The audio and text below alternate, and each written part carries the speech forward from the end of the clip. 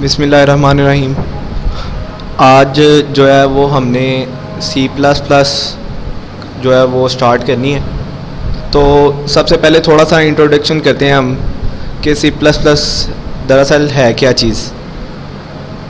तो सबसे पहले तो हम ये एक जानते हैं कि हम लैंग्वेज है ये एक, तो ये एक ऐसी लैंग्वेज है कि जितनी भी लैंग्वेजेस हैं वो सारी इसी ही से आगे से स्टार्ट होती हैं, ठीक है।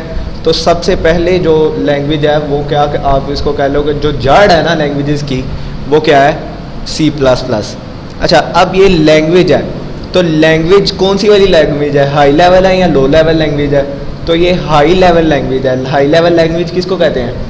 मैंने आप लोगों को पहले भी बताया था, ऐसी लैंग्वेज जो आपको समझने में इजी हो और कंप्यूटर के लिए थोड़ी सी वो मुश्किल हो, ठीक है।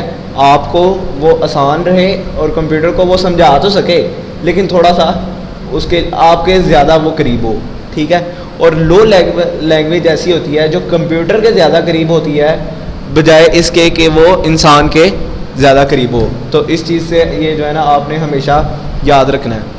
तो लैंग्वेजेस जो हम पढ़ रहे हैं वो प्रोग्राम्स बनाने के लिए जो है वो जो है वो इस्तेमाल होती हैं, लिखने के लिए, प्रोग्राम लिखने के लिए जो है वो इस्तेमाल की जाती हैं। तो जो है ना आप ये समझ लें कि जो प्रोग्राम है ना वो एक पार्ट है, ठीक है। प्रोग्राम एक पार्ट से, मुख्तलिफ लैंग्वेज से लिखे गए पार्ट से मुख्तलिफ किस्म के जो पार्ट्स हैं उनको जोड़ कर, उनको सीक्वेंस बनाकर, उनको इकट्ठा कर कर एक प्रोग्राम बनता है। तो उसके लिए जो है मैंने आपको बताया था कि एक एडिटर होता है, ठीक है, एक कंपाइलर होता है और एक IDE होता है, ठीक है। तो हमारे पास जो है वो बताया मैंने आपको कि हमारे पास जो हम जो कंपाइलर यूज़ करेंगे, जो IDE यूज़ करेंगे, दरअसल ये IDE नहीं है, सिंपल कंपाइलर है। तो सॉरी एडिटर है। मैं आपको दिखाता हूँ, यहाँ पे मेरे पास पड़ा हुआ इसका वो मेन जो है वो, एक मिनट,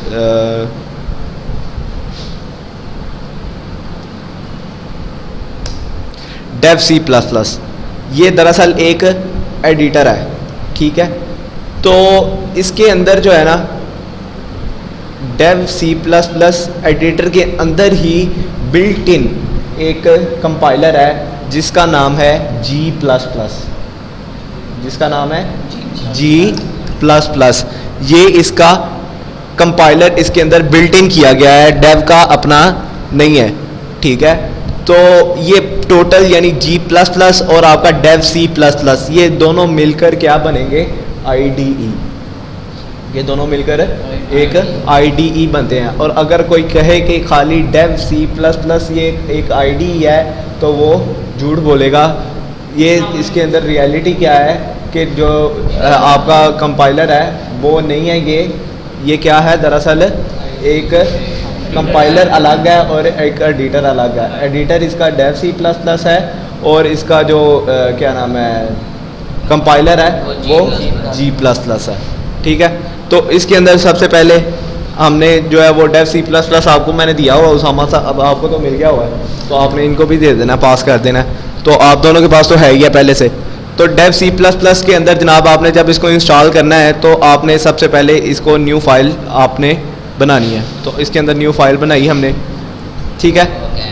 तो इसको आपने सेव करना है। सबसे पहले आपको मैंने बताया कि जब भी आपने कोई प्रोग्राम लिखना है, कुछ भी लिखना है, तो आपने इसको क्या करना है, पहले सेव करना है। तो यहाँ पे हम लिख लेते हैं, इसे जहाँ मर्जी सेव कर लें।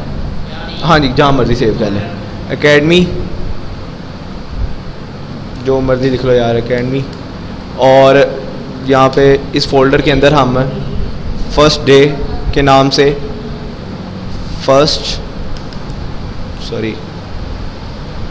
इसके अंदर फर्स्ट के नाम से हम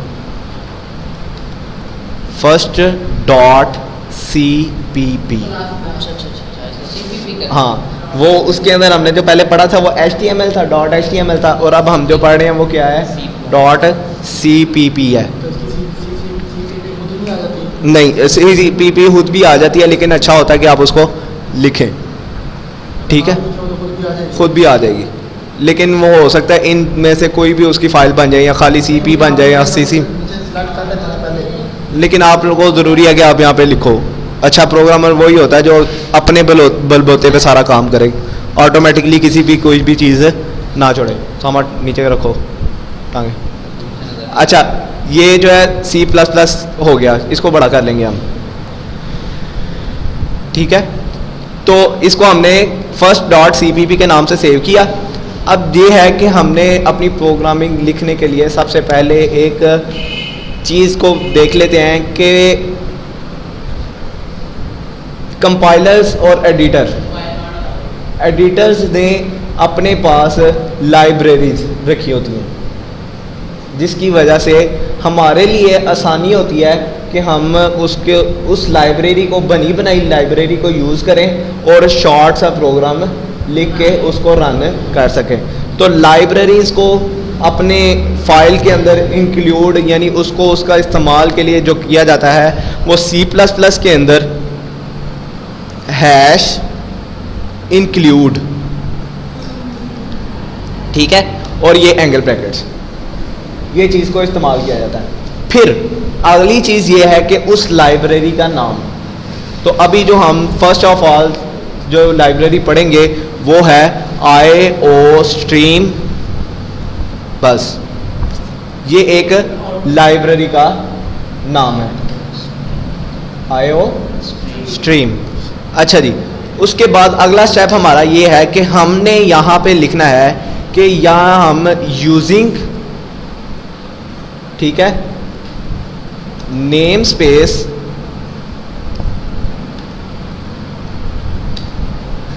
और उसको STD आपने कर देना है। अब क्या है कि मैं एक चीज़ को यूज़ कर रहा हूँ जिसका नाम, जिस लाइब्रेरी का नाम, एक तो लाइब्रेरी होती है जो C++ लैंग्वेजेस की लाइब्रेरी है, एक है थोड़ी सी जो हमें सहूलियत मैसर करती है, थोड़ी सी शॉर्टकट कोड्स वगैरह जैसे होते हैं। तो वो चीज़ जो है वो हमें ये यूजिंग नेम स्पेस STD मुहैया करती है, जबकि IOStream एक ऐसी चीज़ है जो है ना बिल्ट इन लाइब्रेरी है उसके अंदर C++ की। ये एडिटर की लाइब्रेरी है, वो बिल्ट इन C++ की लाइब्रेरी है, ठीक है। अच्छा जी, उसके अलावा जब भी हमने प्रोग्राम लिखते हैं, कोई भी फाइल बनाते हैं, उसके अंदर एक मेन का फंक्शन होता है, मेन का फंक्शन होता है। और फंक्शन लिखने की जो तरीका है वो ये है, मेन नाम लिखा और उसके बाद आपने जनाब ब्रैकेट्स डाली और उसके बाद आपने ये बड़ी वाली ब्रैकेट्स डाल दी, ठीक है। तो ये आपका जो है वो एक ढांचा कह लें कि आपने जब भी कोई प्रोग्राम बनाना है वो इस ढांचे के अंदर बनना है, ठीक है। कोई टाइटल नहीं, कोई कुछ नहीं, बस ये जितना आपको बता दिया है ये एक ढांचा है। जब भी कोई प्रोग्राम आपने स्टार्ट करना है, ये चीज़ें ऐसी हैं जो हर प्रोग्राम में आती हैं, हर, चाहे वो बड़ा है चाहे वो छोटा है, ये प्रोग्राम में आनी ही आनी है। तो इसके लिए हम क्या करते हैं कि हम इसको ना सेव कर लेते हैं, इसको करेंगे ऑल पे और इसको करेंगे कॉपी, पहले लिखेंगे एक दफ़ा, ठीक है, और फिर उसके बाद हम जाएंगे यहाँ पे टूल्स पे, ठीक है। टूल्स के बाद जाएंगे एडिटर ऑप्शन के अंदर, किसके अंदर जाएंगे, एडिटर ऑप्शन के अंदर। एडिटर ऑप्शन के अंदर जाएंगे तो यहाँ पे एक यही है, इसके अंदर जाना है और फिर यहाँ पे डिफ़ॉल्ट सोर्स लिखा हुआ, डिफ़ॉल्ट सोर्स, इसके अंदर जाना है और यहाँ पे वो आपका जो है एम्प्टी होगा, ठीक है। इसके अंदर जो आपने वो फाइल लिखी है वो उसको यहाँ पे लाके आपने पेस्ट कर देना है और यहाँ से ओके कर देना है, ठीक है। अच्छा, अब ये सब करने का फ़ायदा क्या होगा कि जब भी आपने कोई न्यू फाइल बनानी है तो ये ऑटोमेटिकली उसके अंदर लिखा आएगा। समझ आई बात की? जितनी मर्जी न्यू फाइल्स बना लें, जितनी भी बनाएंगे उसके अंदर ये ऑटोमेटिकली लिखा हुआ आएगा। तो हम ये फजूल वाली जो है, किसका कंट्रोल W कर दो तो ये बंद हो जाता है। अच्छा, फ़िलहाल सॉरी, इसको हमने नो करना था। क्लोज ऑल कर लेते हैं।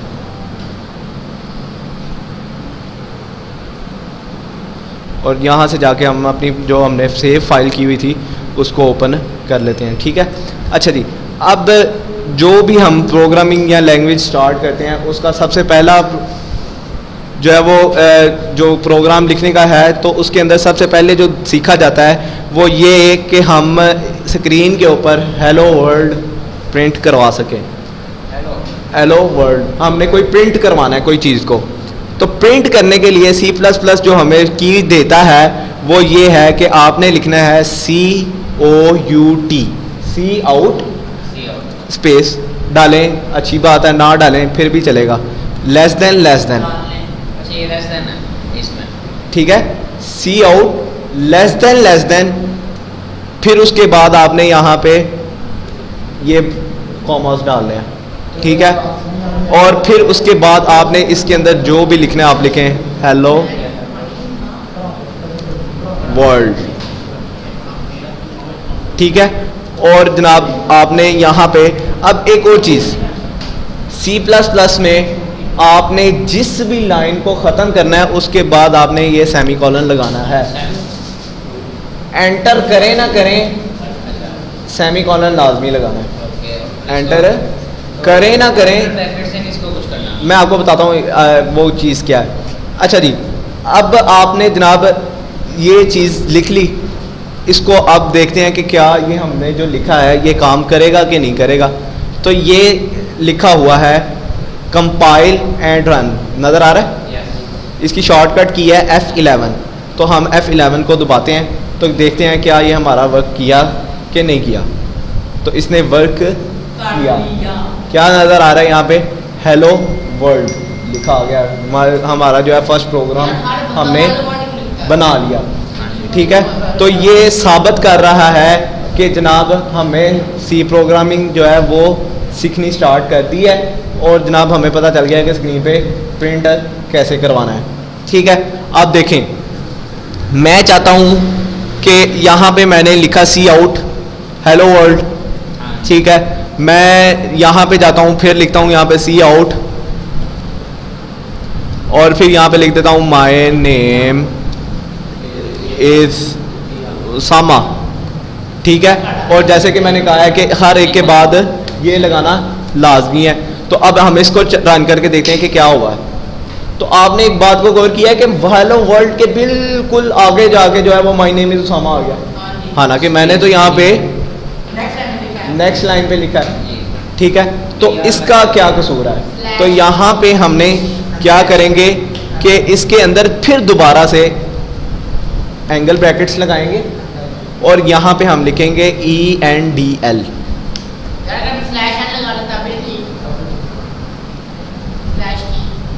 ठीक है, तो अब देखते हैं कि ये थोड़ा सा नीचे आ जाए, सॉरी इसको सेव करने का क्या तरीका?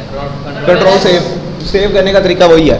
ठीक है, तो ये अब जो है वो अगली लाइन पे आ गया है। अच्छा, अब एक और चीज़ है, अब मैं चाहता हूं कि जनाब मैंने ये लाइन लिखी है, तो मैं ना ये सी आउट को ख़त्म करता हूं, ये सी आउट को यहाँ से ख़त्म करता हूं और इधर ले आता हूं एंड एल के बिल्कुल बाद। तो मैं चाहता हूं कि ये इसी तरह का जो है ना वो प्रिंट आए, लेकिन ये एरर दे रहा है। वो कह रहा है यहाँ पे मैं चाह रहा हूँ कि तुम यहाँ पे मुझे कोई चीज़ दो, यानी कोई एक्सपेक्टेड कर रहा हूँ मैं इस जगह के अंदर, एरर आ रहा है जो। तो हम क्या करेंगे, यहाँ पे एक बार स्पेस देंगे और फिर दोबारा से एंगल ब्रैकेट लगाएंगे। अब क्या है कि ये क्या करेगा, वो ही काम करेगा, लेकिन सॉरी यार वो आदत पड़ी हुई है उसकी।